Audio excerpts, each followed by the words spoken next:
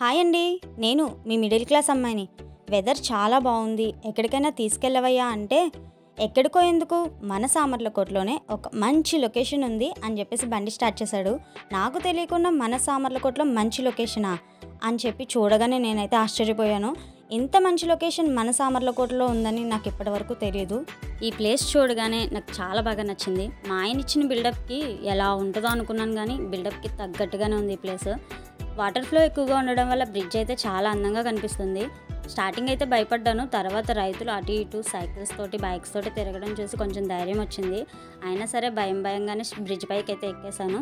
మరి ఇంత అందమైన లొకేషన్ మీకు కూడా చూపించాలి కదా, అందుకే వీడియో అయితే తీసేసాము. ఈ ప్లేస్ చూడగానే నాకు అనిపించింది ఏంటంటే, షార్ట్ ఫిల్మ్స్ తీసే వాళ్ళకి, కవర్ సాంగ్స్ తీసే వాళ్ళకి ద బెస్ట్ లొకేషన్ అనిపించింది. అన్నట్టు చెప్పడం మర్చిపోయాను, ఇక్కడ ఒక మూవీ తీశారంట. తెలిసిన వాళ్ళు ఉంటే కామెంట్లో చెప్పండి.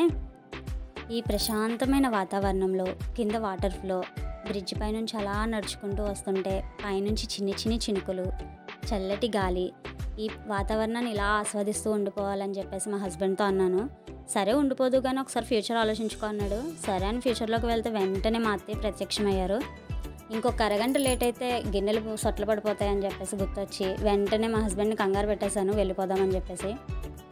మరి ఇంత అందమైన లొకేషన్ మీకు కూడా చూడాలనిపిస్తుంది కదా, మరి ఇంకెందుకు ఆలస్యం, వచ్చేయండి. ఎక్కడనుకుంటున్నారు?